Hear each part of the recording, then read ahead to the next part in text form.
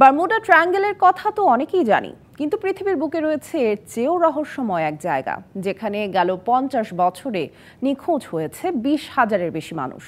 যুক্তরাষ্ট্রের আলাস্কা অঙ্গরাজ্যের সেই অমীমাংসিত রহস্যের নাম আলাস্কা ট্রায়াঙ্গেল। এখানে নিখোঁজ হওয়া ব্যক্তিদের হদিস পাওয়া যায়নি এখনো, এমনকি মেলেনি মরদেহের সন্ধানও।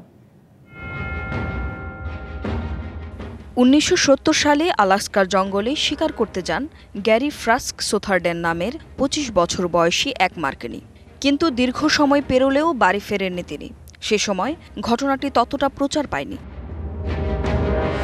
2 যুগেরও বেশি সময় পর 1997 সালে উত্তর পূর্ব আলাস্কার পর্কিউপাইন নদীর পাশে পাওয়া যায় একজনের মাথার খুলি। 2022 সালে ডিএনএ টেস্টে দেখা যায় সেটি ছিল গ্যারি ফ্রাস্ক সোথারডেনের। ধারণা করা হয় ভালুকের আক্রমণে মৃত্যু হয় তার। ওয়ালটন টেলিভিশন মাত্র 25,490 টাকায় পাচ্ছেন গুগল টিভি।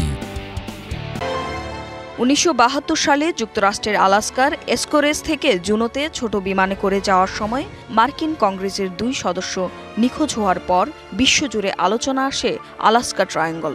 সাথে ছিলেন পাইলট সহ আরও 2 জন।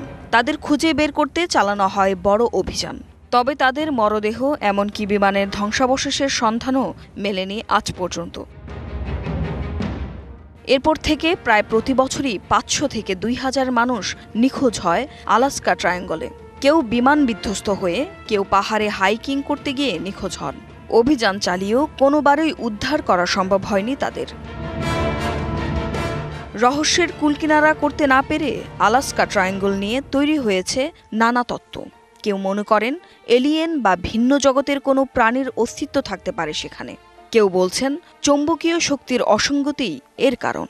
তবে বিরূপ আবহাওয়া, বিচ্ছিন্ন পর্বত এবং জনমানবহীন বিস্তীর্ণ অঞ্চলে কেউ হারিয়ে গেলে তার খোঁজ বেশ কঠিন।